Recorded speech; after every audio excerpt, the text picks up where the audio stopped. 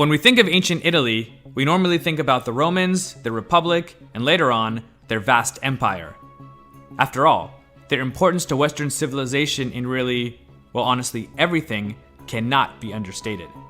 I could go on about their achievements and how they've influenced our world today, but I'll save that for other programs that are specifically about the Romans. In this program, I want to focus on a people whose achievements and ideas influenced the Romans. These people were the Etruscans, who in most books about early Italian history are eclipsed by the Romans.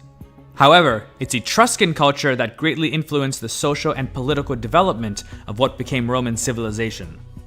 And that, my friends, is what we're about to discuss.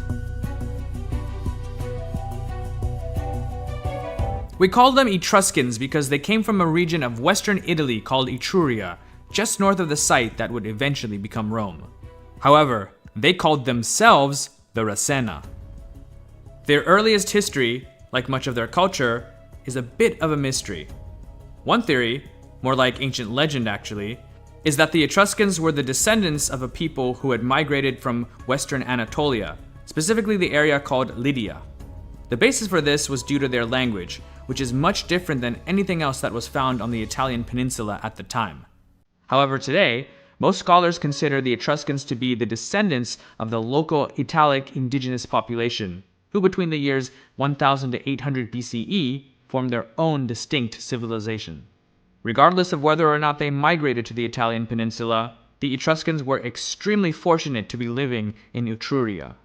This is because the area was replete with a lot of valuable minerals and metals. Before long, the Etruscans became extremely wealthy, and this wealth enabled them to become the dominant group on the Italian peninsula. By around the 700s BCE, there were several well-established Etruscan city-states. From these, the Etruscans expanded rapidly and established cities and colonies across the Apennine Mountains, the Po Valley, Tuscany, Umbria, and eventually even around Rome itself. But they didn't just dominate the land, they were active on the seas as well. The Greeks called them Terhenhoi, which is where the Tyrrhenian Sea gets its name from.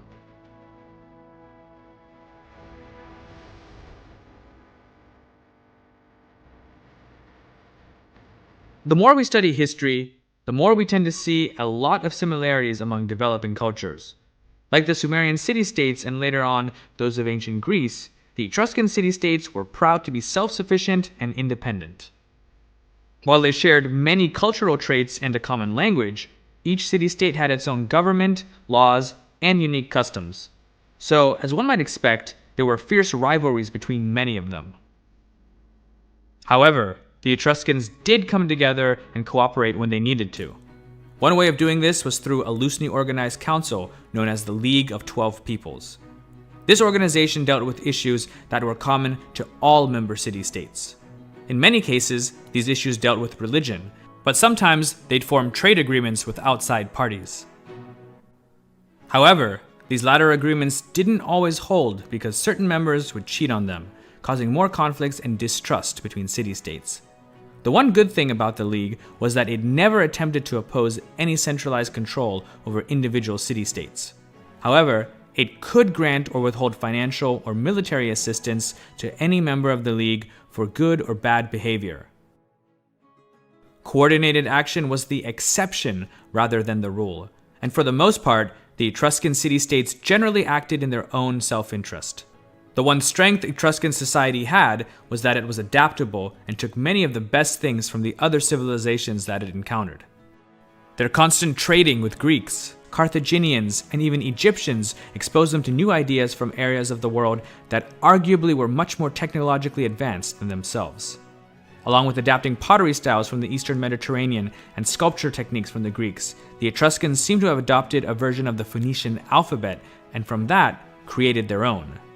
This later was passed down to the Romans and became the basis for their own alphabet. In general, the urbanized Etruscans looked down upon the rural Romans. They considered them to be less sophisticated farmers who lived in huts without much in terms of high culture or art. Despite their distrust and distaste for the Romans, the Etruscans had a lot in common with their southern neighbors. As Roman society developed, it in many ways mirrored that of the Etruscans. For example, some early Etruscan city-states were monarchies that were overthrown and replaced by republics. Despite what may seem to be a sort of early democracy, power in the city-states was kept in the hands of aristocratic families, much like the patricians later on in Rome. In 616 BCE, the first of 3 Etruscan-born kings assumed power in Rome. Beginning with the reign of Lucius Tarquinius Priscus, who reportedly ruled from 616 to 579 BCE, Rome was transformed from a small village on the Tiber River into something resembling a small Etruscan city-state. We're told that brick buildings replaced its mud huts, that sewers were built, roads were paved, and the city's first temples erected. The next 2 kings of Rome, Servius Tullius and Lucius Tarquinius Superbus, also known as Tarquin the Proud, were also Etruscan. By 510 BCE, the Romans had seemingly had enough of their Etruscan rulers. Tarquin the Proud was overthrown, and the monarchy was completely disbanded. From then onward, Rome became more powerful as the disunited Etruscan states began a slow but steady period of decline. During the 400s BCE, the prosperous Etruscan city of Veii and Rome were constantly at war. Though Veii was much wealthier and was said to be replete with weapons, the Romans were able to lay siege to the city for several years. Finally, in 396 BCE, Roman forces under Marcus Furius Camillus, supposedly by digging a tunnel, entered and eventually sacked the city of Veii. They plundered anything of value, killed all the men, and rounded up the women and children and sold them into slavery.